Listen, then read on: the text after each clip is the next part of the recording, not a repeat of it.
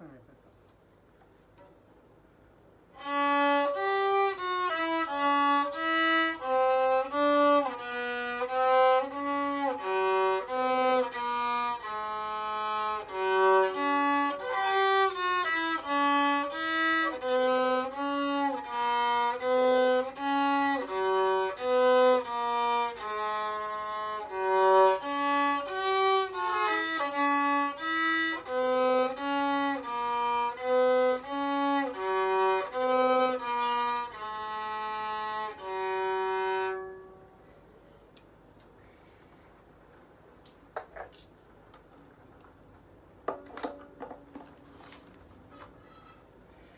খ্যাপার আড্ডায় সবাইকে স্বাগতম।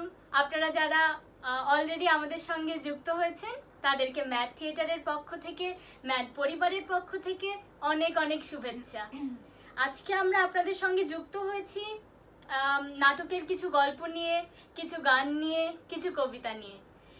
আমু পাপা তাদের নাটকের জীবনের কিছু গল্প শোনাবে আমাদের। আস্তে আস্তে আপনারা সবাই যুক্ত হচ্ছেন। আশা করি খুব জমজমাট একটা আড্ডা হবে, আশা করি আপনাদের ভালো লাগবে।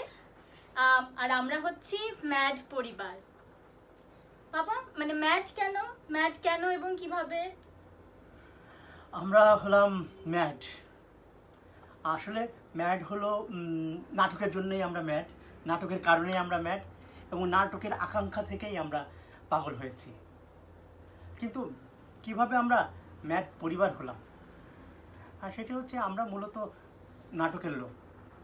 নাটকের সাথেই আমরা সবসময় সংশ্লিষ্ট আছি, ঘনিষ্ঠভাবে কাজ করে যাচ্ছি। আমি ব্যক্তিগতভাবে গত 30 বছর ধরেই এই নাটকের সাথে যুক্ত আছি।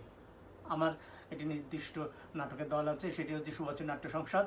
এই সুবচন নাট্য সংসদের কাজ করার পাশাপাশি আমরা ঠিক করে নিলাম যে আমাদের যে আকাঙ্ক্ষাটা, যে ইচ্ছাটা, আমরা আরও বিস্তরভাবে কাজ করতে পারি। আমার ভেতরের যে ইচ্ছা শক্তিটা, সেটাকে বাস্তবায়ন করার জন্যই আমরা পারিবারিকভাবে একটা নতুন প্ল্যাটফর্ম তৈরি করলাম। সেই প্ল্যাটফর্মটাই হচ্ছে ম্যাড থিয়েটার। তো ম্যাড থিয়েটারটা আমরা আমাদের মাথায় প্রথমে আসে, যেহেতু এটা একটা রিপার্টরি থিয়েটার। আমরা ম্যাড নামটা কিভাবে পেলাম? ম্যাড নামটা পেলাম আসলে আমার একটি নাটক থেকে। এটি এটি আমার নাটকের বই, যে বইটির নামও ম্যাড। তা ম্যাড 4টি নাটকের সংকলন থেকেই এই বইটি হচ্ছে প্রকাশিত হয়েছে, এবং এর মধ্যে 4টি নাটকের মধ্যে একটি নাটক হচ্ছে ম্যাড। আমার লেখা নাটকের নাম ম্যাড, আমার বইয়ের নাম ম্যাড, এবং আমি একটা ফটোগ্রাফির উপরে আমার আলাদা আগ্রহ ছিল এবং সেটা এখনও আছে। সেই ফটোগ্রাফির থেকেই আমি আমার ফটোগ্রাফের গ্রুপের নাম দিই হচ্ছে ম্যাড ফটো, এবং আমি যখন থিয়েটারের জন্য রেপার্টরি করলাম তখন তার নাম দিলাম ম্যাড থিয়েটার। এবং আমাদের পরিবারটা এখন ম্যাড পরিবার, and this is mad house. Welcome to our mad house. Welcome. Welcome. আমাদের ম্যাড থিয়েটারের প্রথম প্রযোজনা ছিল নদ্যু নতিম। প্রথম প্রযোজনা নদ্যু নতিম। এটা হচ্ছে হুমায়ুন আহমেদের কে কথা কয় উপন্যাস অবলম্বনে একটা নাটক। তো আমাদের পরিবারে আসলে প্রতিদিন রাতে আগে হুমায়ুন আহমেদের একটা করে গল্পের বই পড়ে তারপর ঘুমানো হতো। পাপা পড়ে শোনাতো আমাদেরকে। তো একদিন পাপার মনে হয় কি কাজ চলে এসেছিল, অফিসের বোধহয় কোনো কাজ করছিল রাতের বেলা, তাই পড়ে শোনায়নি। তো আমি করলাম কি, আমি নিজে নিজে একটা বই নিয়ে একটু পড়ে মানে পড়তে পড়তে ঘুমালাম। তারপর থেকে না পাপা আর আমাকে রাতের বেলা বই পড়ে শোনায় না, বলেছে যে তুমি তো এখন একা একাই পড়ে ঘুমাতে পারো, আমার আর দরকার কি।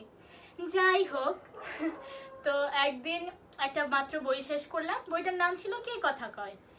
বই শেষ করে পাপার কাছে এসে এমনি বললাম যে পাপা দেখো এই বইটা পড়েছো তুমি? পাপা বললো হ্যাঁ পড়েছি।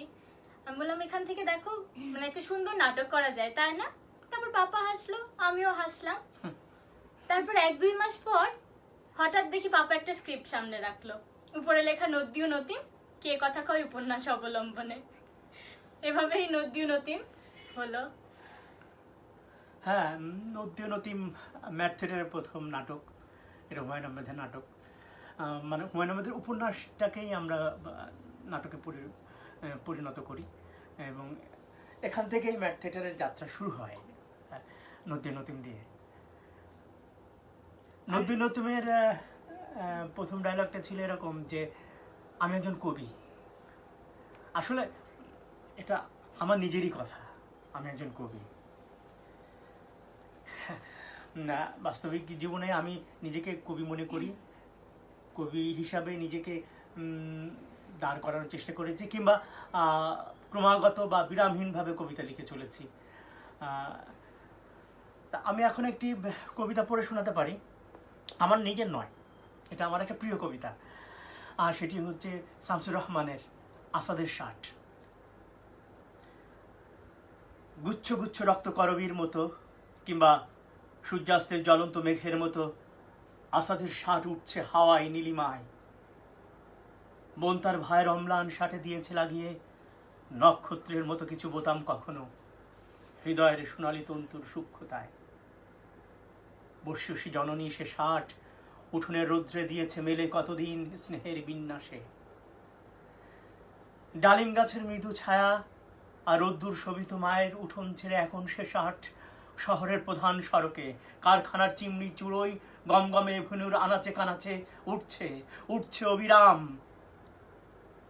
আমাদের হৃদয়ের রৌদ্র ঝলসিত প্রতিধ্বনিময় মাঠে চৈতন্যের প্রতিটি মোর্চায় আমাদের দুর্বলতায়, ভীরুতায়, কলুষ আর লজ্জা সমস্ত দিয়েছে ঢেকে একখণ্ড বস্ত্র মানবিক।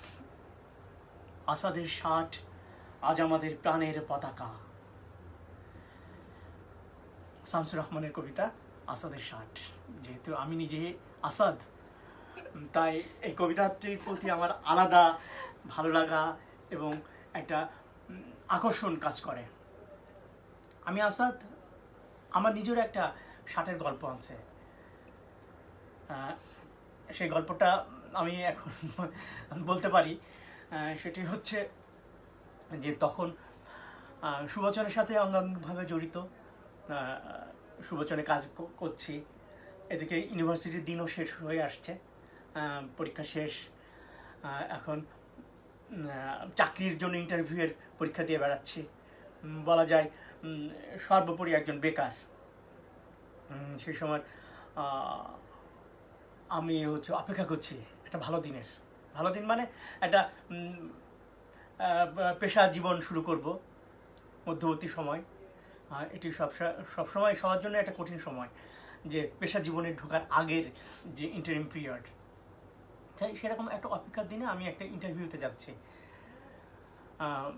তখন আমার একটি ষাট, সেটি হচ্ছে আমাদের সুবচনের প্রধান গিয়াস ভাই আমাকে উপহার দিয়েছিল।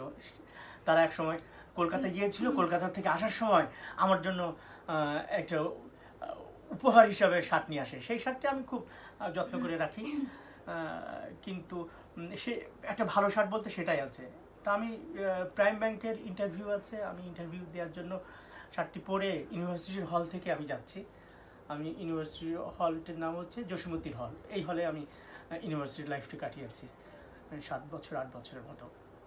তা জসিমউদ্দিন হল থেকে সরাসরি মতিঝিলে না যেয়ে আমি মধ্যপথে একটা যাত্রা বিরতি করলাম হচ্ছে গিয়াস ভাইয়ের অফিসে। গিয়াস ভাই হচ্ছে আমাদের দলের প্রধান, আহমেদ গিয়াস। ওনার অফিসটা ছিল জেলখানার ভেতরে। জেলখানার ভেতরে একটা কম্বল ফ্যাক্টরি আছে, সেই ফ্যাক্টরিতে লাঞ্চ করে তারপর আমি সেখান থেকে চলে যাব মতিঝিল প্রাইম ব্যাংকের ইন্টারভিউতে। কিন্তু সেখানে যেয়ে দেখলাম যে গ্যাস ভাই নেই। দুপুরে আমি অপেক্ষা করছি গ্যাস ভাই আসবে, কিন্তু সেখানকার একজন অফিসার এসে আমাকে বললো যে গ্যাস সাহেব তো নাই, আপনি হচ্ছে কোথায় যাবেন কিংবা কতক্ষণ থাকবেন। তা আমি বললাম যে আমি ইন্টারভিউয়ের জন্য যাচ্ছিলাম, তা ভাবলাম দেখা করে যাই। তা সে জিজ্ঞেস করলো আপনি কি লাঞ্চ করেছেন কিনা। আমি চুপ করে থাকলাম। তারপরে সে বললো যে ইন্টারভিউ দিতে যাচ্ছেন, আপনার এই শার্টটা তো ছেঁড়া। সত্যি কথা বলতে কি সেই শার্টটি একটু ছেঁড়া ছিল হাতার কাছে, আমি খুব সুন্দর করে গুটিয়ে রাখতাম যাতে প্রকাশে দেখা না যায়। কিন্তু সেই ভদ্রলোক বা জামাল সাহেব তিনি আমার দিকে ভালো করে নজর করলেন এবং তিনি দেখলেন যে আমি ইন্টারভিউ দিতে যাচ্ছি কিন্তু আমার শার্টটা ছেঁড়া। তিনি তখন বললেন যে এক কাজ করি, দাঁড়ান, বলে তার ভেতরেই কোয়ার্টার ছিল, সে কোয়ার্টারের ভেতর থেকে সে নিজের একটা শার্ট, সাদা রঙের একটা শার্ট, সে ইস্ত্রি করা মাত্র লন্ড্রি থেকে সেই ইস্ত্রি করা শার্টটা নিয়ে আমাকে দিল, বললো যে আপনি ইন্টারভিউতে দিতে যাচ্ছেন, এই শার্টটার পরিবর্তে আমার এই সাদা শার্টটা পরে যান। তা আমি সেই ছেঁড়া শার্টটা খুলে রেখে একটা প্যাকেটে ভরে গ্যাস ভাইয়ের অফিসে রেখে সেই সাদা শার্টটা পরে আমি ইন্টারভিউ দিতে যাই এবং সেই প্রাইম ব্যাংকের ইন্টারভিউতে আমি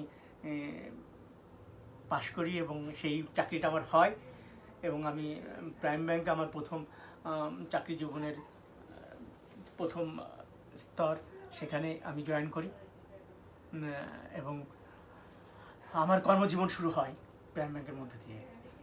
কিন্তু সেই যে শার্টটি পরে আমি ইন্টারভিউ দিতে গিয়েছিলাম এবং আমার চাকরি হয়, এই কাহিনীটা আমার সবসময় মনে আছে। আমার এখন অনেক শার্ট, কিন্তু আমি আমার নিজের সেই যে আরেকজনের শার্ট গায়ে দিয়ে আমি পরীক্ষা দিতে যাই, এটা আমি এখনো ভুলিনি, আমার মনে থাকে, আমার হৃদয়ে গেঁথে আছে। এটা হচ্ছে আমার একটা ব্যক্তিগত গল্প, সেই গল্পটাই শেয়ার করলাম। তো এরকম অনেক গল্পই থাকে আসলে প্রত্যেকের জীবনেই। সেই সময়কার বন্ধুদের কথাও মনে হচ্ছে। গিয়াস ভাই ছিল খুব কাছের মানুষ, কাছের বন্ধু। আমাদের সুবচনের তখন কাজ করতো হায়দার খুব আমার জিন্দেগি দোস্তের মতো ছিলাম, আমরা সারাক্ষণ একে অপরের সাথে লেগে থাকতাম। আমরা দুপুরবেলা বেশিরভাগ সময় গিয়াস ভাইয়ের অফিসে যে লাঞ্চ করতাম, কারণ আমাদের পকেটে তখন পয়সা ছিল না। এমনই একটা দুর্দান্ত দিন ছিল। আমরা মূলত থিয়েটারের লোক, থিয়েটারের মধ্যে দিয়েই আমরা আসলে বড় হয়েছি কিংবা বেড়ে উঠেছি। তা এই ভালো লাগা থিয়েটারগুলোর মধ্যে আমাদের একটা সবচাইতে একটা ভালো অভিজ্ঞতা কিংবা ভালো দিন গেছে আমাদের রূপবতী নাটকের। সেই রূপবতী নাটকের দিনগুলোর কথাও আমাদের মনে পড়ে। রূপবতী নাটকের নাম ভূমিকায় অভিনয় করেছে রূপবতী সোনিয়া হাসান। আমি সেই দিনগুলোর কথা কিংবা নাটকের কথা বলার জন্য তাকে আমি আহ্বান জানাচ্ছি। সে অনেক আগের কথা, 20 বছরেরও বেশি সময় আমি সুবচনে যুক্ত হই। তখন নাটকের একটা কর্মশালা চলছিল সুবচনে।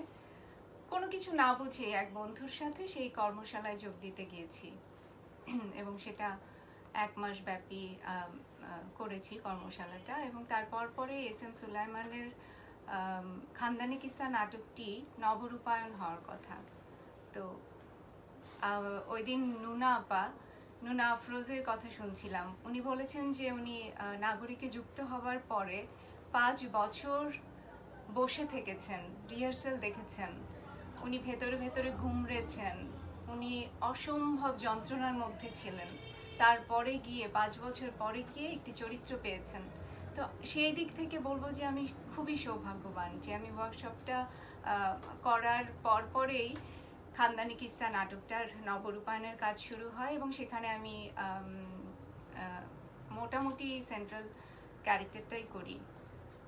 চরিত্রটার নাম ছিল নুসরাত। তো তারপরে আর থেমে থাকিনি, সুবচন আমার উপর ভরসা করেছে। একের পর এক সুবচনের সবগুলো নাটকে কাজ করেছি, এখনো করে যাচ্ছি। কিন্তু একটা গল্প থাকে না মানুষের, আমি হয়ে ওঠার, একটা চরিত্র মঞ্চে কিভাবে আমি হয়ে ওঠে, আমি হয়ে ওঠাটা আসলে আমার রূপবতীর হাত ধরে। আর এটার জন্য আমার সারা জীবনের সমস্ত কৃতজ্ঞতা যুবদার প্রতি, যিনি আমাকে এই টেকনিকটা শিখিয়েছেন মঞ্চে কি করে আমি হয়ে উঠতে হয়। তো অনেক অনেক ভালো লাগার নাটক আছে আমার, কিন্তু রূপবতী এমন একটি নাটক যেটির সাথে আসলে আমি এখনো বাস করি। অনেকদিন এটি শো হয় না, 2010-এ বোধ হয় 49-50তম শো হয়েছে। তারপর থেকে নাটকটি আর হয়নি। কিন্তু আমি প্রতিনিয়ত আমার মাথার মধ্যে যখনই সুযোগ হয়, সময় পাই, কিংবা আমি যখন কোনো জার্নি করি, আমার রূপবতীর কিছু কিছু ডায়ালগ মাথার মধ্যে ঘুরতে থাকে। আমার এখন একটি সেরকমই সংলাপ মনে পড়ছে, আমি একটু শোনাতে চাই, জানি না কতটা পারবো। প্রান্তরে প্রান্তরে কত খ্যাত, কত ধান, ধানের সবুজ দানাগুলান যেন সোনার খণ্ড, যেন হীরক দানা, যেন মুক্তার মতো হাজার হাজার মরি দানা। আহারে কি সুবাস, যেন জগৎ সুইরা নাইমা আইছে অজানা চাঁদের নহর। আহারে বাতাসে বাতাসে কি আকুল ঘেরান। অনেক সুন্দর। রূপবতীর অনেকগুলো চরিত্র ছিল। রূপবতী বংশীবাদক, জাদুকর, জমিদার, বাউল এবং জ্যোতিষী, সবগুলো চরিত্রই আমার মতে মঞ্চে আমি হয়ে উঠতো। কারণ আমি এটা অন্য কোনো নাটকে হতে দেখিনি যে একজনের অভিনয় হয়ে যাওয়ার পর যখন মঞ্চ ছেড়ে চলে গেছে তখন নিজের কাজ করেছে, কিংবা বন্ধুদের সাথে আড্ডা দেই, নর্মালি আমরা যা করি, কিংবা কস্টিউম চেঞ্জ করি, কিন্তু আমাদের এই চরিত্রগুলো প্রত্যেকে এমন করে আমি হয়ে উঠতো মঞ্চে যে আমরা প্রত্যেকে আমাদের পারফরমেন্সের পরে উইংসে গিয়ে মুগ্ধ হয়ে ওই চরিত্রগুলোর অভিনয় দেখতাম। তো সেরকম একটি চরিত্র জাদুকর। জাদুকরের সাথে আমার একটি সংলাপ আছে, আমি সেটি করতে ইচ্ছে করছে। আমি জানি না জাদুকর এগ্রি করবে কি। ভুলো ভুলো কন্যা, পেটের খিদা কারে কয়, ওই দাও আসমান, ওই দাহ পবন, ওই দাহ খা খা কুয়াশার ধল প্রহর। হাইটা যাও কন্যা, হাইটা যাও হেই পথ ধইরা, নিজেরে ভাসাও ডুবাও। রাত আইব, বক্ষের মাংস সির আনিব পরতের পর পরত সময়, হিংসুকটা দিন রাত আজব ভেলকি দেখাবো।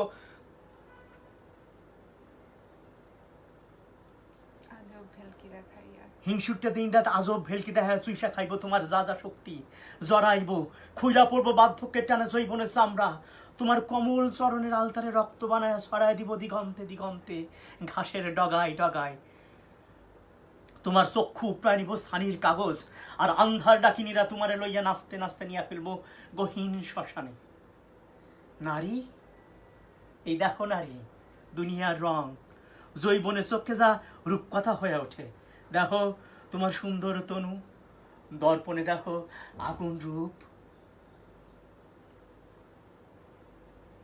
ভোলো ভোলো কন্যা, ভোলো খিদারে, যে খিদা ছাড়া ভিখারির আর কিছু থাকে না, যে খিদা গহন পিড়িতে খিরকির পথ দেখায়। হেই বান, তুমি তোমার খিদার বক্ষে বিদ্ধ করো, তারে হত্যা করো। তোমার কুদালের কোপে খরা জমিনে স্বর্ণ ফলাও, খামসা দিয়া উপ্রায়ণ আসমানে চান্দ্রে। তা দিয়া নারী, তুমি তোমার কুপির সলতায় আগুন তোলো। তুমি কি সেই জড় হীরকখণ্ড যার মধ্যে পরাণ নাই, যে জানে না নিজের মূল্য? রূপবতী, তুমি নিজেই স্বর্গ, নিজেই রানী, এক পর্ণ কুটিরে আইসা নিজের মূল্য হারাইছো। দেহের ইস্পাতে খান খান করে দাও তোমার যা বেদনা, স্বপনের বীজ বপন করো দেহে, ঝলসায় দাও আসমান প্রান্ত আর খ্যাত। মরণ নয় রূপবতী, দুঃখ নয়, নরনারীর দুঃখ আর নিদ্রার পথ ধরে আহে খিদা। ডালিম দানা ঠুটেরে বিষাক্ত কইরো না বেদনার ভাঙন চূড়ায়। ওই দেখো নারী, ওই যে দূরে পাহাড়, হাজার হাজার বছর ধরে খাড়ায় আছে অটল কঠিন। তুমি তুমি সেই পাহাড় সম, তুমি সমুদ্র সম, যার ঢেউ ছড়ায় পড়ে মহা দুনিয়ার কিনারে কিনারে। জাগো রূপবতী, জাগো, বোঝার চেষ্টা করো তোমার যে স্বামী তার দুঃখ। আহারে অভাগা বংশীবাদক, তোমার চোখের পলকের সঙ্গে সঙ্গে যার জীবন মরণ এক হয়ে যায়। নিজেরে লুকাও কন্যা কশ্যপের আড়ালে, এছাড়া নারীর বাসনের আর কোনো পথ নাই। খিদা পেটে লইয়া তুমি হেই বংশীবাদকরে কও তোমার খিদা নাই, তোমার আমধান নাই, তার বাঁশির সুর তোমার খিদারে হত্যা করছে। তুমি যে গান আমারে শোনাইতেছো, হেই সুরের উপর বসাও আনন্দ রে। তুমি তোমার স্বামীরে কও হেই সুরের জন্ম হয়েছে শুধু তাল্লাই গায়। তোমরা দুই শিল্পী মিলা জন্ম দাও এমন এক শিশু, যে শিশু জন্মের পর মায়ের দুধের বদলে জিভ দিয়া খুঁজবো রংধনু। বাঁশি আর গানের সুরে ধনুক বানায় হে বিদ্ধ করব আসমানে যা কিছু শূন্যতা। খাড়াও রূপবতী, খাড়াও। আমি কি পাপিষ্ঠা জাদুকর? কেন আমার এই স্বপ্নের খেলায় ভুলানি? কেন এত কথা? কেন এই খোয়াব দাহনের লীলা, যে লীলায় নারীর আব্রু খইসা পড়ে? আচ্ছা আচ্ছা, আমারে কি ধৈরাছি জুলেখার রোগে? যে জুলেখা তার স্বামীরে রাইখা দাস ইউসুফরে নিজ রূপে ভুলাইবার চাইছিল। জাদুকর, আমার আছে মরণ খিদা, কিন্তু রূপের দামে এই খিদারে আমি বাজারে বেচবার দিব না। তুমি কি জানো না জাদুকর, বেহুলার কিসা? লক্ষিন্দরের মাংস খইসা পড়ছিল, কেবল কঙ্কাল আঁকড়াইয়া হেই বেহুলা স্বামীর দেহে পরাণ ফিরাই আনছিল। আমি অবলা, জনম খিদা আমার দুচক্ষে মরণের আরাম লইয়া আহে। আমি হেই রাক্ষসী যে স্বামীর বেহেস্তি সুর রে করছি ভুট্টার দানা। আরে পথে পথে ঘুইরা আমার স্বামী কত বাঁশি বাজায়। জগতে আন্ধার নাই মাহে, কালা শীত কামড়াইয়া খায় ধলা দিনের প্রহর। এই খিন্দানা সে আমার মুখে তুইলা দেয় নিজে উপাস থাইকা। হেই, তুমি জাদুকর কোন ভেলকিতে আমার রূপের ধনুক বানাইবার চাও? হে পাপ জাদুকর, এর চাইতে মরণ অনেক সুন্দর। রূপবতী, শ্বাস টানো, দেখো কি মধুর মহুয়ার ঘ্রাণ।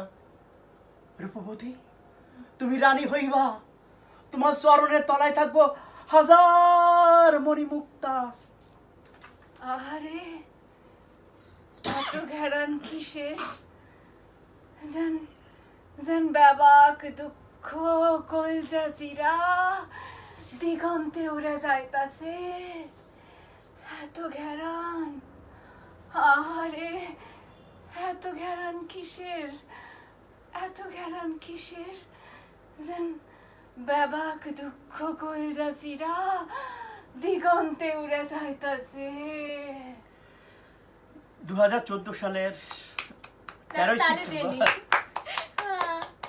আমি যেটা মঞ্চে দেখেছি এখন ভাগ্যবান মনে হচ্ছে আমাকে। অনেক সুন্দর হয়েছে। না, যেটা বলছিলাম 2014 সালে সেপ্টেম্বর মাসে এই নাটকটির আমরা সর্বশেষ প্রদর্শনী করি। আজকে 6 বছর হয়ে গেছে। 14 সালে আমরা 50তম প্রদর্শনী করি। যুবদা মারা যাওয়ার পরে এই 50তম প্রদর্শনী আমরা করি। এই 50তম প্রদর্শনী উপলক্ষে যুবদার স্মরণে আমরা একটা লেখা লিখেছিলাম, সেই লেখাটা একটু পাঠ করি। যুবদাকে নিয়ে লেখা। রূপবতী শুধু যে নাটক তা নয়, এ যেন এক রূপকথার প্রত্নলিপি। এক যুবরাজ পাতালপুরীর অন্ধকার থেকে রূপকথার রাজকন্যাকে উদ্ধার করে মঞ্চের আলোয় উদ্ভাসিত করলেন। রহস্য আর রোমাঞ্চের পর্দা সরিয়ে যুবরাজের হাত ধরে বেরিয়ে এলো রূপবতী। আমরা বিমোহিত হলাম আলো আর আলেয়ার খেলায়। কিন্তু সেই যুবরাজ আজ নেই, কিন্তু তার স্মৃতিধন্য রূপবতী আজও আমাদের মাঝে দেদীপ্যমান। রূপবতীকে মঞ্চে দেখা মানেই খালেদ খানের স্মৃতিকে স্পর্শ করা। ভালো থেকো যুবরাজ, তোমার স্বপ্নরা এসে বাসা বাঁধুক রূপবতীর কুসুম কাননে। আমরা সে কুসুম কাননের জোনাকি হয়ে জ্বলছি, নিভছি, জ্বলছি। জোনাক পোকা কি কইতে পারে কখন কোন আন্ধারে সে খেলে?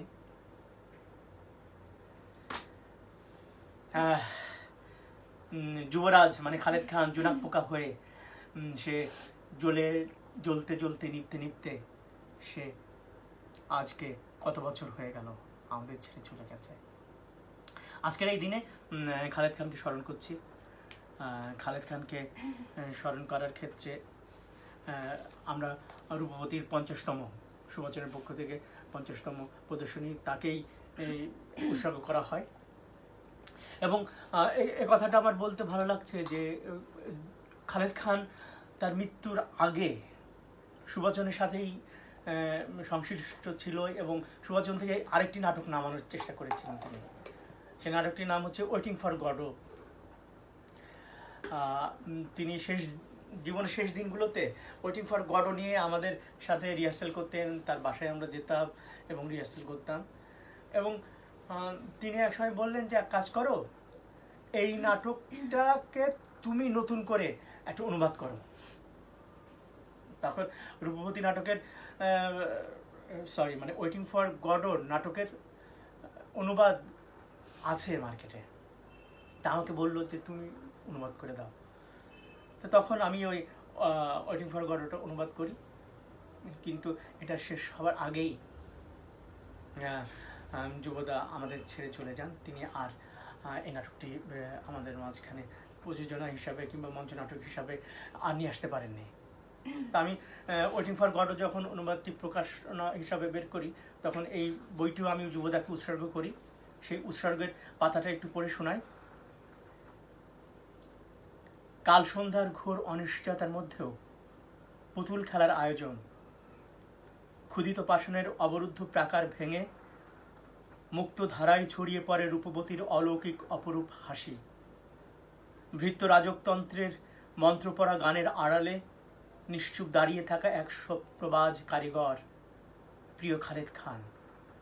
মঞ্চের যুবরাজ হে, আপনাকে অপার শ্রদ্ধা ও ভালোবাসা। অনেকেই লিখছে যে ম্যাডের পরবর্তী প্রযোজনা কি হতে যাচ্ছে?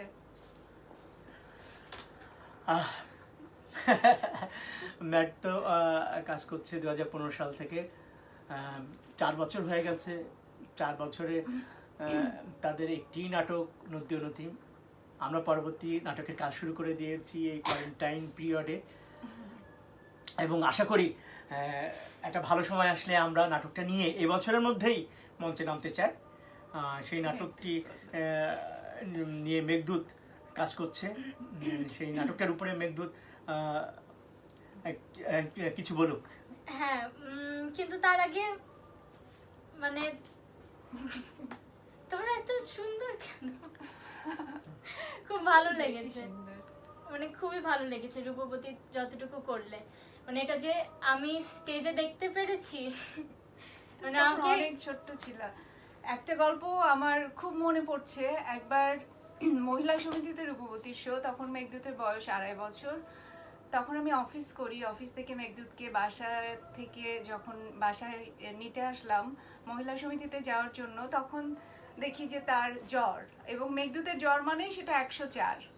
হ্যাঁ, মানে 104 খুব সাধারণ ব্যাপার তার জ্বরের ক্ষেত্রে। তাকে ওভাবেই ওষুধ দিয়ে তারপরে মহিলা সমিতি মঞ্চে নিয়ে গেলাম।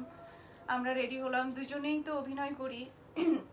আর তখনও এতটা মিশুক ছিল না, কারো কাছে দিয়ে রাখবো এরকম অবস্থা ছিল না।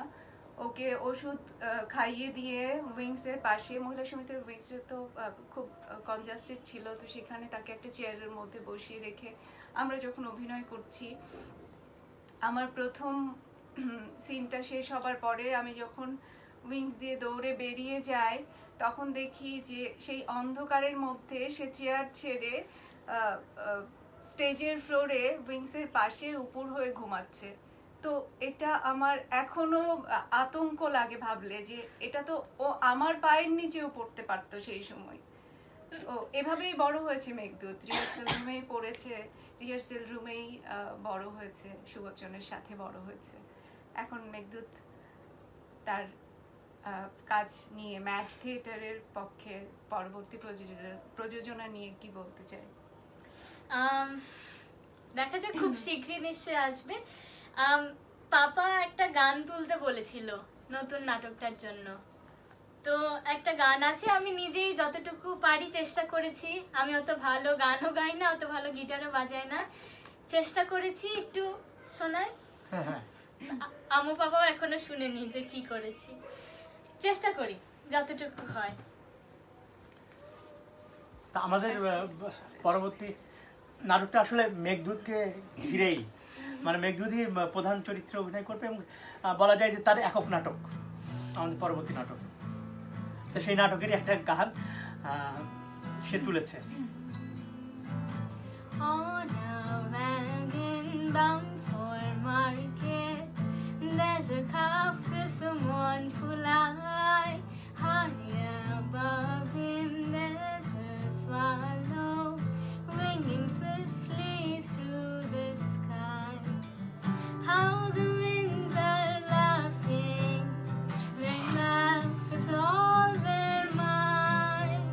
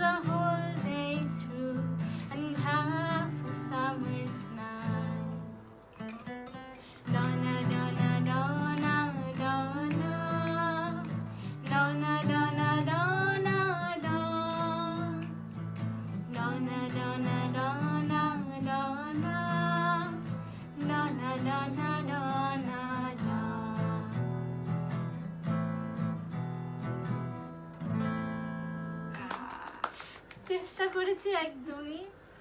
হায়রা জানতে চাচ্ছিল যে Secret. ম্যাট থিয়েটারের পরবর্তী প্রযোজনার নাম কি? ঠিক আছে, এখনো নাম আমরা যাচ্ছি আগাচ্ছি, এখন নাম এখনো ঠিক করিনি। যখন মানে এগুলো সব এখনো পরীক্ষামূলকভাবে আমরা আগাচ্ছি আসলে। যখন স্টেজে যাব তখনই এই নামটা আসলে ফাইনাল করব। তা সেই নাটকের থেকে একটা ছোট্ট সংলাপ দেওয়ার জন্য বিদ্যুৎকে।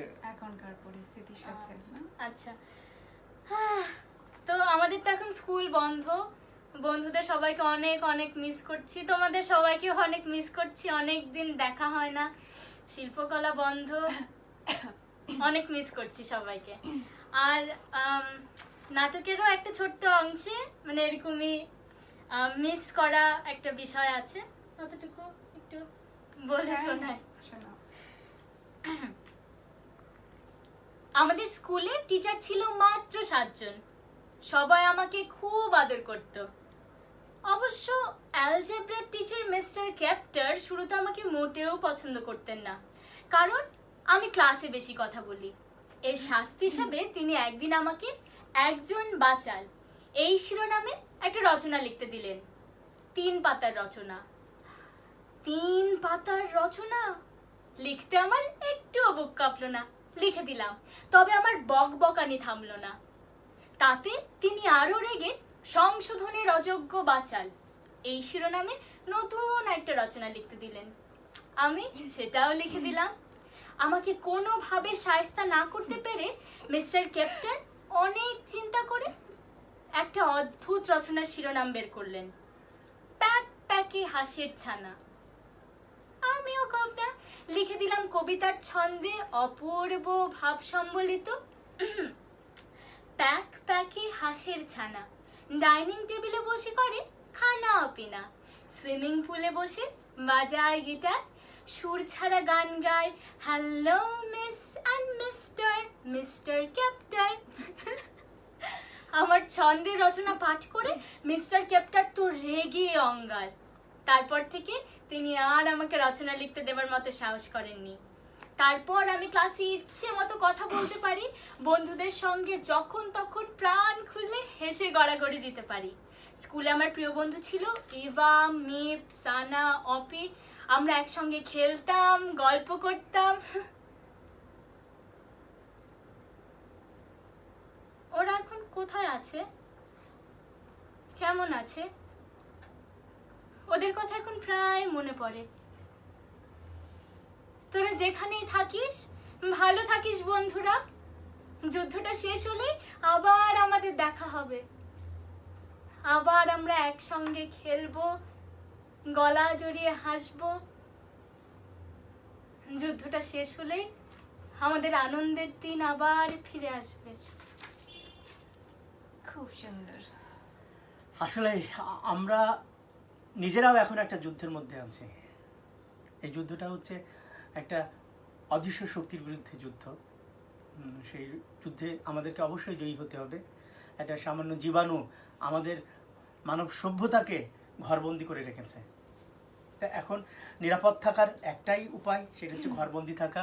এবং এই ঘরবন্দির দিনগুলোতে খ্যাপার যে আড্ডা আয়োজন করেছে, এই আড্ডা থেকে আমরা চাই যে যারা আগ্রহী আছেন তারা, আমরা মানুষকে সহযোগিতা করার চেষ্টা করছি।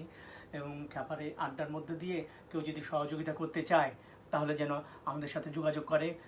এখানে নিশ্চয়ই ফোন নম্বর এবং বিকাশ নম্বর দেওয়া আছে। তারা এই বিকাশ নম্বরে তাদের যথাসাধ্য সাহায্য করবে। তাহলে আমরা মানুষের কাছে, আমাদের সংস্কৃতি সেবীরা, আমাদের খ্যাপার বন্ধুরা এবং আমরা যারা সবাই নাটকের বন্ধুরা আছি, সবাই আমরা আমাদের যারা এই দুর্গত মানুষের হাতে আমাদের উপহার সামগ্রীগুলো পৌঁছে দিতে পারবো।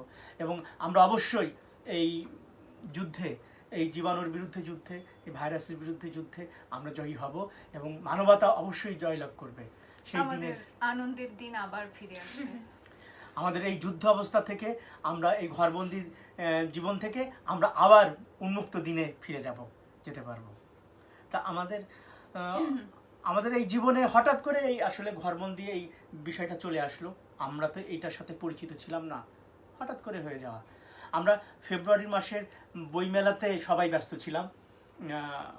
সেইখানে আমাদের বইমেলা একটা আমাদের জীবনের জন্য একটা বড় রকমের একটা বিষয়, বিশেষ করে আমার জীবনের সাথে তো অবশ্যই, কারণ গত 10 বছর ধরে বিরামহীনভাবে এই বইমেলা থেকে আমার বই প্রকাশিত হচ্ছে। হ্যাঁ, এই জন্য আমি আমার প্রকাশক ঐতিহ্যের কর্ণধার আরিফুল ইসলাম নাইম ভাইকে আমি শুভেচ্ছা জানাচ্ছি যে আমার প্রকাশক হিসাবে তিনি আমাকে গত 10 বছর ধরে সহ্য করে আসছেন। নাইম ভাই, আপনাকে সালাম এবং শুভেচ্ছা। তো এরকম একটি বইমেলাতে আমরা ছিলাম, বইমেলা থেকে ফিরে আসার পরে বইমেলার হ্যাংওভার এখনো কাটেনি, এরকম একটা অবস্থা। ঠিক সেই সময় আমাদের জীবনে এই করোনা ঘটিত দুঃসময় এসে উপস্থিত এবং আমরা সবাই আটকে গেলাম। এখন আমরা এই সময় থেকে আমরা দ্রুত মুক্তি চাই এবং আমরা আবার ভালোবাসার মধ্যে দিয়ে আমরা মানুষের পাশে আমরা আমাদের ভালোবাসার বীজ বুনতে চাই। আসলে আমরা একটা উজ্জ্বল দিন এবং উজ্জ্বল প্রেমের দিন চাই। তা আমি সুবর্ণকে অনুরোধ করব কিছু প্রেমের কবিতা শোনানোর জন্য। এই ঘরবন্দি সময়েও কিন্তু আমাদের মানুষের জন্য প্রেম কিংবা প্রেমিক প্রেমিকার জন্য প্রেম থেমে নেই, সেটা চলছে ভার্চুয়াল দুনিয়ায়। তো কবিতাটির নামও ভার্চুয়াল ভালোবাসা, আসাদুল ইসলামের। আমি পড়ছি। ল্যাপটপে ভরে নিয়ে তোমাকে এমন পাসওয়ার্ডে আটকে রাখবো কেউ আর তোমার হদিস পাবে না।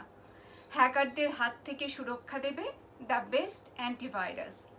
তুমি হবে একান্ত আমারই শুধু। দারুণ মেগাপিক্সেলে তুমি জেগে উঠবে আমার আঙ্গুলের ছোঁয়ায়। তোমার নিবিড় নৈকট্যের সুবাস আমাকে ধীরে ধীরে টেনে নেবে তোমার রহস্য ভরা পৃথিবীর গভীর শিকড়ে। আমরা হারিয়ে যেতে থাকব, তুমি আমরা দুজনে, শুধু দুজনে কুঞ্জবনে। আমাদের আগুনে আমরা দাহ হব, দেহ লুট হয়ে যাবে পরস্পরের যোগ সাজসে। অন্তরঙ্গ পার করে দেব ইন্টারনেট জীবন ভার্চুয়াল ভালোবাসায়। হ্যাঁ, এখন তো ভার্চুয়াল ভালোবাসারই সময়। এখন যেহেতু আমরা সরাসরি মানুষের কাছে ভালোবাসাটা পৌঁছতে পারছি না, সুতরাং ভার্চুয়াল ভালোবাসা কিন্তু আমাদের অবারিত, সবার জন্য উন্মুক্ত থাকলো এই ভালোবাসা। ভালোবাসার আরো একটা কবিতা যদি শোনা যায়। আচ্ছা, এটাও ভার্চুয়াল ভালোবাসার কবিতা। কবিতার নাম চুমু, আসাদুল ইসলামের।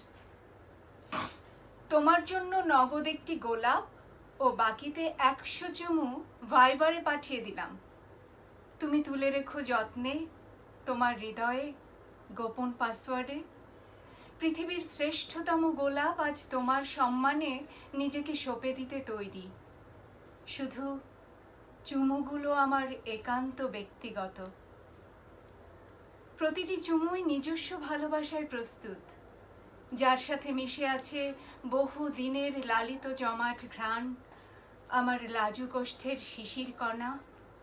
ভার্চুয়াল দুনিয়া ছেড়ে যেদিন আমাদের সত্যিকার দেখা হবে, আমরা মুখোমুখি দাঁড়াবো রোদ্দুর শোভিত পৃথিবীর প্রকাশ্য প্রণয়ে। গোলাপের কঙ্কালটা সরিয়ে রেখে তাজা চুমুর স্বাদ নিতে সেদিন তোমার জোড়া ঠোঁটের ঘাটে একবার আমাকে দাঁড়াতেই হবে।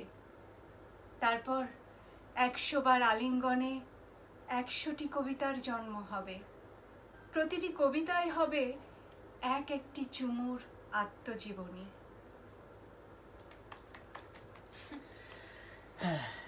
আমরা একটা ভালোবাসার মধ্যে ছিলাম, ভালোবাসার কবিতার মধ্যে ছিলাম। তা আমার মনে পড়ছে যে ভালোবাসার কবি কিংবা প্রেমের কবি হিসাবে শেক্সপিয়ারকে তো আমরা চিনি নাট্যকার হিসাবে, মূলত যেহেতু আমরা নাটকের লোক, আমরা এই নাটকের মধ্যে দিয়ে শেক্সপিয়ারকে সবসময় স্মরণ করি। গত 23 এপ্রিল ছিল শেক্সপিয়ারের জন্মদিন। আমি এই সুযোগে শেক্সপিয়ারকে জন্মদিনের শ্রদ্ধাঞ্জলি জানাচ্ছি। এবার ছিল 456তম জন্মদিন। 450 বছর হয়ে গেছে, 456 বছর এসে পৌঁছেছে শেক্সপিয়ারের সাথে পৃথিবীর সময়। এই করোনাকালে শেক্সপিয়ারকে নিয়ে পড়াশোনা পড়ছিলাম, কিংবা শেক্সপিয়ারের জন্মদিন উপলক্ষে শেক্সপিয়ারের জীবনী কিংবা শেক্সপিয়ারের লেখাগুলো যখন নিয়ে পড়াশোনা করছি, তখনই বুঝতে পারলাম যে শেক্সপিয়ার যেমন নাট্যকার তেমনি কবি, এবং মূলত প্রেমের কবি হয়ে ওঠে এই মহামারীর কারণেই শেক্সপিয়ার কবি হয়ে উঠেছিল। আমি দেখলাম যে শেক্সপিয়ার হচ্ছে মহামারীর কবি, কারণ শেক্সপিয়ারকে সারা জীবন এই মহামারী বা ব্ল্যাক ডেথ বা বিউবনিক প্লেগ তাড়া করে ফিরেছে। তো এরকম শেক্সপিয়ার হচ্ছে খুবই ভাগ্যবান একজন মানুষ যে সেই সময় ব্ল্যাক ডেথের প্রকোপ ছিল অত্যন্ত বেশি। সেই সময় 5 জন মানুষের মধ্যে 1 জন করে মারা যাচ্ছে, প্রতি 5 জনের 1 জন মারা যাচ্ছে লন্ডন শহরে। যদিও তার জন্ম লন্ডন থেকে 100 কিলোমিটার দূরে, কিন্তু সময়টা ছিল খুবই খারাপ একটা সময়। শেক্সপিয়ারের অনেক ভাই বোন ছিল, তাদের অনেকেই এই ব্ল্যাক ডেথের কারণে মারা গিয়েছে। এমনকি শেক্সপিয়ারের পুত্র হ্যামনেট, সেও প্লেগে মারা যায়। তো এরকম একটা সময় ছিল যে 1592 সাল লন্ডনের থিয়েটারের অঙ্গনে তখন জমজমাট অবস্থা। সেই সময় চলে আসে প্লেগ। তখন বাধ্য হয়ে লন্ডন কর্তৃপক্ষ থিয়েটারটাকে বন্ধ করে রাখতে হয়। সেই সময় শেক্সপিয়ার চলে যান হোম কোয়ারেন্টাইনে। হঠাৎ করে হাতে কাজ নাই, থিয়েটারের মানুষ কিন্তু হাতে কাজ নাই। তখন তিনি লেখালেখিতে নামলেন, এবং সেটা কবিতা। তার মানে হচ্ছে এই যে কোয়ারেন্টাইন শেক্সপিয়ারকে কবি হিসাবে জন্ম দেয়। তো সেরকম তিনি হচ্ছে একজন অবিসংবাদিত প্রেমের কবি হিসাবে আমাদের মাঝখানে আবির্ভূত হলেন, এবং মহামারী তাকে কবি হিসাবে রূপান্তরিত করলো। যদিও তার কবিতার সংখ্যা খুব বেশি না, তার কবিতার মধ্যে আছে rape of Lucrece, Venus and Adonis, এবং কিছু সনেট মানে 154টি সনেট তিনি লিখেছেন। এই 3টেই মূলত তার প্রধান কবিতা। তো এই কবিতাগুলোই পড়ছিলাম এই করোনাকালে, সনেটগুলো পড়ছিলাম। সনেটগুলো খুবই আকর্ষণীয় এবং ভালোবাসার এবং প্রেমের। শেক্সপিয়ার যে বিচিত্র রকমের প্রেম ধারণ করেছিল এবং তার প্রকাশ ঘটিয়েছে এই সনেটগুলোর মধ্যে দিয়ে, সেটা প্রকাশ। তাই সেরকম একটা তার জন্মদিন উপলক্ষে একটা সনেট আমি অনুবাদ করেছিলাম। সেই অনুবাদটা একটু পড়ে শোনাই। এখনকার সময় যে লেখালেখি আমার, তার মধ্যে এই অনুবাদটাও আছে। সেটি হচ্ছে শেক্সপিয়ারের একটি সনেট। আমার প্রেমিকা যখন কসম খেয়ে বলে আমি সত্যের মতো সতী, আমি তার মিথ্যাকে বিশ্বাস করি, যেন সে মনে করে আমি সরল বিশ্বাসী ছেলে। পৃথিবীর মিথ্যুক মুখের গড়ন আমি পড়তে শিখিনি। সুচিন্তার এতটাই আকাল যে সে আমাকে ভাবছে সুপুরুষ, অথচ সে জানে আমার যৌবনের সোনালী দিনগুলো ফুরিয়ে গেছে কবেই। আমি তার এই মিথ্যাকে বুক ভরে ভালোবাসি। আমাদের দুজনার যৌথ চাপে সত্য আজ অপরাধী। তবু কেন সে বলে না সে নিষ্ঠুর? আমি বা কি করে গোপন করি বয়সের ভাঁজগুলো? ভালোবাসাকে বলি পরস্পরের আস্থার দিকে বেঁকে যায়। বছরগুলো যত্ন করে ভুলে থাকার নামই ভালোবাসা। এভাবেই আমার মিথ্যাকে সে কোলে তুলে নেয়, আমিও তার মিথ্যাকে চাতুর্যপূর্ণ আলিঙ্গনে হয়ে ওঠে আমাদের মন দুটি মিথ্যুক প্রেমিক জুটি। এই হচ্ছে শেক্সপিয়ারের প্রেমের কবিতা। শেক্সপিয়ারের প্রতি আমার ব্যক্তিগতভাবে একটা আলাদা ভালো লাগা কিংবা ভালোবাসা আছে, কারণ আমরা যখন নাটক করতে আসি সেই সময় একটি শেক্সপিয়ারের নাটকও করি, আর সেটা হচ্ছে 12th নাইট। এই নাটকটি আমাদের সুবাচনে নির্দেশনা দেন ইসাবেল শাহিন। তিনি সদ্য এনএসডি থেকে ফিরে শিল্পকলায় রোমিও জুলিয়েট করার পরই সুবচনে আসে 12th নাইট নাটকের নির্দেশনা দেওয়ার জন্য। তা আমরা ভাগ্যবান বলতেই হয় যে আমরা শেক্সপিয়ারের একটি নাটক করেছি। এবং শাহিন ভাই দলে আসার পরে তিনি কিছুদিন কাজ করার পর মূল টেক্সটটি ইংরেজি যে পাণ্ডুলিপি, সেই পাণ্ডুলিপিটি আমার এবং নিত্রার হাতে তুলে দিয়ে বলল যে তোমরা এটা অনুবাদ করে নিয়ে আসো। আমরা তখনও শেক্সপিয়ার পড়িনি কিংবা শেক্সপিয়ার সম্পর্কে ততটা ধারণা নেই, কিন্তু ইসরাফিল শাহিন তিনি সাহস নিয়ে আমাদের হাতে শেক্সপিয়ারের একটি মূল পাণ্ডুলিপি তুলে দিলেন। আমরা কতটুকু পারি কিংবা বুঝি সেটা না ভেবেই আমরা তুলে নিলাম, এবং আমি আজকে কৃতজ্ঞতা জানাচ্ছি ইসরাফিল শাহিনের প্রতি। উনি যদি আমাদের হাতে এইভাবে অর্পণ না করতেন, তাহলে আমরা যে নাট্যকার হিসাবে, আমি কিংবা নিত্রা নাট্যকার হিসাবে যে আত্মপ্রকাশ করেই কিংবা আমাদের লেখালেখির প্রতি যে আরও ভালো লাগাটা তৈরি হয়, সেটা আসলে শাহিন ভাইয়ের ভালো লাগার কারণেই কিংবা শাহিন ভাইয়ের আস্থার কারণেই আমাদের প্রতি এটি সম্ভব হয়েছে। তা আমরা কামালউদ্দিন কবির ভাই জানতে চেয়েছেন যে তুমি কবিতার পাশাপাশি মৌলিক নাটক লিখবে কিনা। কবির ভাইকে শ্রদ্ধা এবং ভালোবাসা। বহুদিন ধরে আমরা পাশাপাশি কিংবা কাছাকাছি কাজ করে আসছি। কবির ভাইয়ের কথা খুব মনে হয় যে আমাদের নাটকের শুরুর দিনগুলোতে আমরা খুব একসাথে থাকতাম কিংবা হচ্ছে আমরা পাশাপাশি হেঁটেছি অনেকটা পথ। কবির ভাই সেই আমার এই পথ, সেই রবীন্দ্রসঙ্গীতটি আমার এই পথ গেছে বেঁকে, এরকম একটা রবীন্দ্রসঙ্গীত আছে না, এই গানটি কবির ভাই খুব গাইতো যখন আমরা একসাথে হাঁটতাম। তা কবির ভাইয়ের প্রতি শ্রদ্ধা রেখে বলছি, হ্যাঁ অবশ্যই নাটক আসলে মৌলিক নাটক তো অবশ্যই নাটক লেখার চেষ্টা করছি, এবং কবিতার পাশাপাশি যেহেতু নাটকের মধ্যেই আছি, অতএব নাটক আমরা লিখবই। সম্প্রতি এই কোয়ারেন্টাইন পিরিয়ডে একটি নাটক লিখেও ফেলেছি, এবং সুবচনের জন্যও একটি নাটক লিখছি বঙ্গবন্ধুকে নিয়ে। আশা করি এটি মৌলিক নাটকই হবে। ইতিমধ্যে একটা নাটক লিখে ফেলেছি, সেই নাটকটি ভবিষ্যতে দেখা যাক কীভাবে কাজ করা যায়। আর যে কথাটা বলছিলাম শেক্সপিয়ারকে নিয়ে, শেক্সপিয়ারের প্রতি আমাদের কেন ভালোবাসা, কেন আগ্রহ এবং কেন এত প্রেম, তুমুল প্রেম, শাহিন ভাইয়ের কারণেই এই প্রেমটা জাগ্রত হয়, এবং সেই প্রেমটি আজও অবধি আমরা বহন করে চলেছি। এবং শেক্সপিয়ারের প্রতি, তার জন্মদিনের প্রতি সেই গভীর ভালোবাসাটি জানাচ্ছি।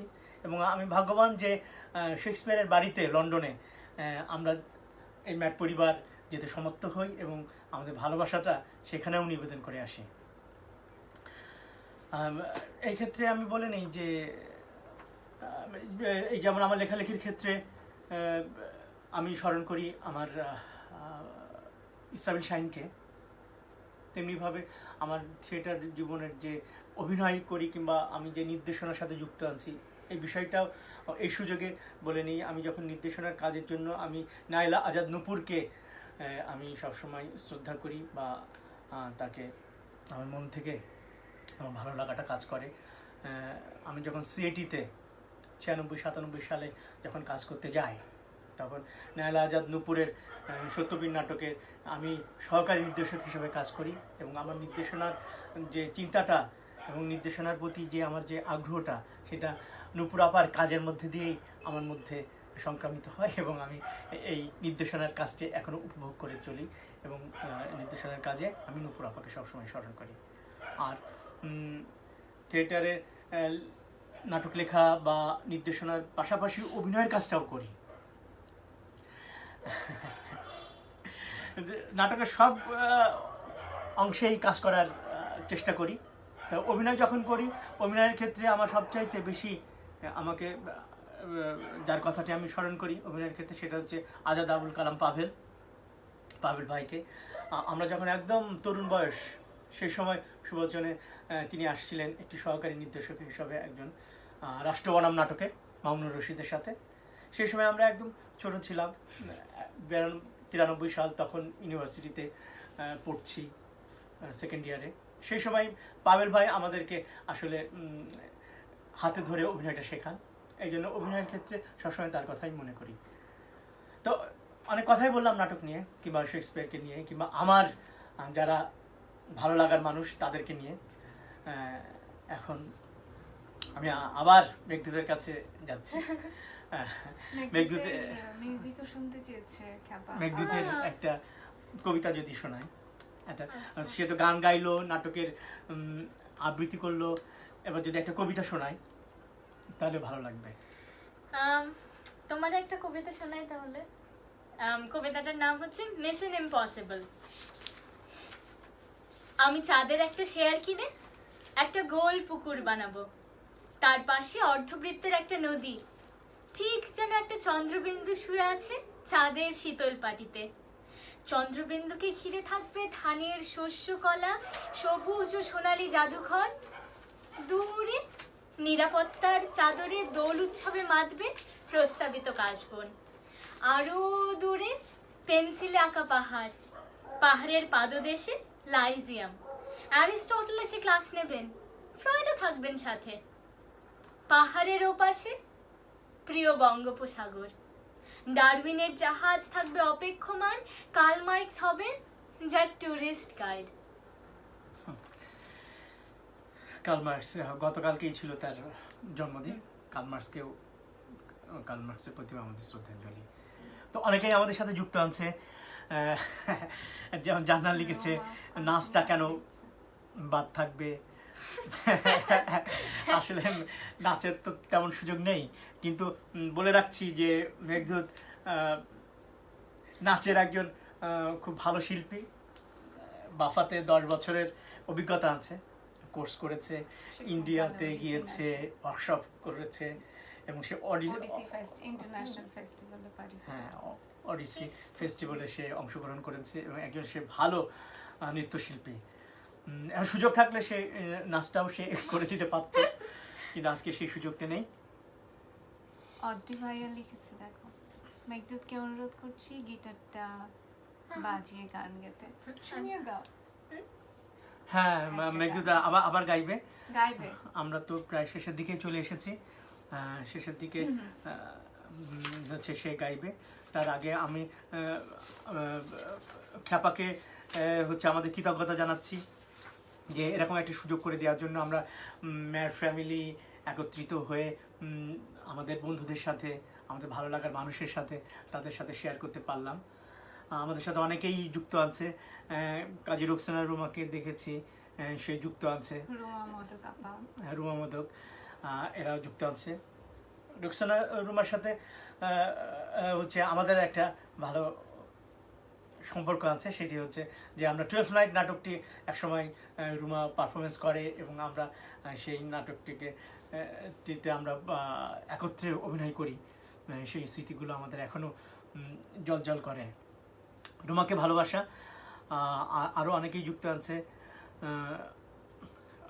মোতালেব হোসেন আছেন, কিছুক্ষণ আগে রেওয়াজ ছিল, রেওয়াজকে শুভেচ্ছা, রেওয়াজের জন্মদিনের শুভেচ্ছা জানাচ্ছি। Rewaz, happy birthday to you. Happy birthday. আর হচ্ছে কবির ভাইকে তো শুভেচ্ছা জানিয়েছি। তারপর সৌমেন দা ছিলেন ইন্ডিয়া থেকে, ডক্টর সৌমেন, হ্যাঁ, তাকে আমাদের শুভেচ্ছা। সে আসাম থেকে আমাদের সাথে যুক্ত ছিলেন। আমেরিকা থেকে বাউল ভাই ছিলেন যুক্ত। পাবেলকেও দেখলাম, পাবেল ভাই আমার বন্ধু, আমেরিকাতে আছে, সে যুক্ত ছিল। সবাইকে আমার ভালোবাসা এবং শুভেচ্ছা জানাচ্ছি। আর লন্ডনের অনেকেই যুক্ত ছিলেন। লন্ডনের প্রতি আমাদের বেশি প্রেমটা, জন্য ভালোবাসা, ভার্চুয়াল ভালোবাসা। Miss you. হ্যাঁ, আসলে লন্ডনের প্রতি আমাদের একটা আলাদা টান আছে, এই কারণে যে এখানে প্রচুর বন্ধু। শেষবার যেবার লন্ডন থেকে ফিরি, সেবার তো একদম অবস্থা খুবই, হ্যাঁ, মানে এত মানুষ আমাদেরকে বিদায় দিতে এসেছে। আসলে ফিলিংসটা হচ্ছে একটা হোম ফিলিংস ছিল, মনে হচ্ছে যে আমরা বাড়ি থেকেই চলে আসছি। আর আরও একটা ফিলিংস কাজ করে যে আমার ওয়েটিং ফর গডো নাটকটি যে অনুবাদ করি, সেই নাটকটা ডকল্যান্ড থিয়েটার প্রথমবারের মতো লন্ডনেই হচ্ছে অভিনয় করে। এই জন্য তাদের প্রতিও আমাদের অসীম ভালোবাসা এবং কৃতজ্ঞতা। স্মৃতি আপাকেও মনে পড়ছে, স্মৃতি আপা শুভেচ্ছা নিয়ে। আর হচ্ছে আমাদের যে সমস্ত অসংখ্য বন্ধুরা আছে, স্কটল্যান্ডে আমার বন্ধু আছে বাড়ি, তাকে শুভেচ্ছা জানাচ্ছি এই সুযোগে। তা আমরা প্রায় শেষের দিকে চলে এসেছি। আমি মেঘদূতকে বলবো যে যদি আরো একটি গান করা যায় তাহলে আমাদের বন্ধুরা এবং আমাদের সাথে যারা যুক্ত আছে গান করে বিদায় নিই না? হ্যাঁ, আমরা আরেকটি গান গাইবো। গান গেয়ে সবাইকে বিদায় জানাচ্ছি এবং খ্যাপার এই আড্ডা সফল কিংবা হচ্ছে এটা জমজমাট হওয়ার পিছনে আসলে আপনারা যারা যুক্ত ছিলেন তাদের কারণে এটা সম্ভব হয়েছে। এবং করোনা দুর্গত যারা আছেন কিংবা এফেক্টেড যারা, তাদের বড় একটা সহায়তা হচ্ছে খ্যাপার মাধ্যমে। হ্যাঁ, সেই খ্যাপার মাধ্যমে আপনারা যদি সহায়তা করতে চান তাহলে অবশ্যই খ্যাপার যে অ্যাকাউন্টটি আপনারা দেখতে পাচ্ছেন সেই অ্যাকাউন্টে আপনারা বিকাশ করতে পারবেন। এবং আপনারা এই আগামী দিনে যে আমাদের যে করোনার যে প্রভাব, সেই প্রভাব থেকে আমরা একটা সুস্থ দিন, সুন্দর দিনে যাতে ফেরত যেতে পারি, সেই আকাঙ্ক্ষা আমাদের রইল। রেওয়াজ মামা লিখেছে, মেঘদূত রেল স্টেশনে জন্মদিন উদযাপনের কথা মনে আছে? অনেক ভালো করে মনে আছে। এবারের জন্মদিন আমারও হয়ে গেল, তো ওই দিন আগের জন্মদিনের ওই গল্পটাই হচ্ছে। হ্যাঁ, আমরা বসে বসে ওই গল্পই করছিলাম। কথা হচ্ছিল যে গিয়াস মামা আমার সবগুলো বার্থডেতে ছিল, তাই তখন হচ্ছে আমি বলেছিলাম না, ওই যে রেল স্টেশনে একবার বার্থডে করেছিলাম ওখানে তো ছিল না। হ্যাঁ, কমলগঞ্জে। কমলগঞ্জের কথাটা বলি যে হচ্ছে আমরা ঘোড়ামারা মৌলভীবাজারে সুভাষিস সিনহাদের যে নাট মণ্ডপ, সেখানে আমরা গিয়েছিলাম নাটক করতে, নদী নদী নাটকটি।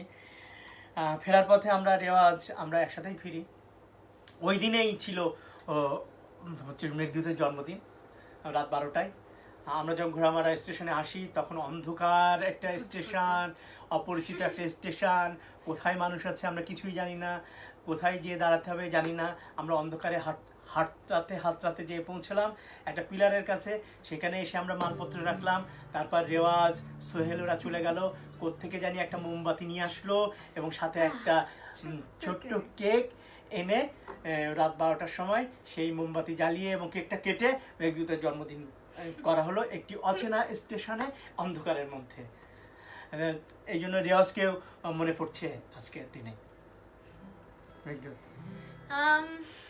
একটা গান, আমি একদমই ভালো গান গাই না, একদমই ভালো গিটার বাজাই না, চেষ্টা করছি একটা শেষ গান। তোমাদের কিছু বলার আছে? হ্যাঁ, শুভেচ্ছা দেওয়া ছাড়া তো আর কিছু করার নাই। গান দিয়ে তাহলে শেষ করে দিচ্ছি। আমু গাও। আচ্ছা, আমার সাথে গিয়ে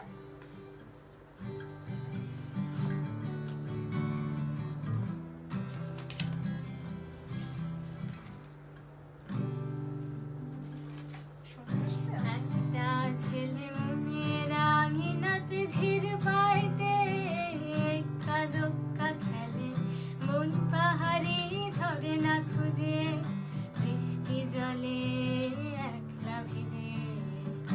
একটা ছেলে মনের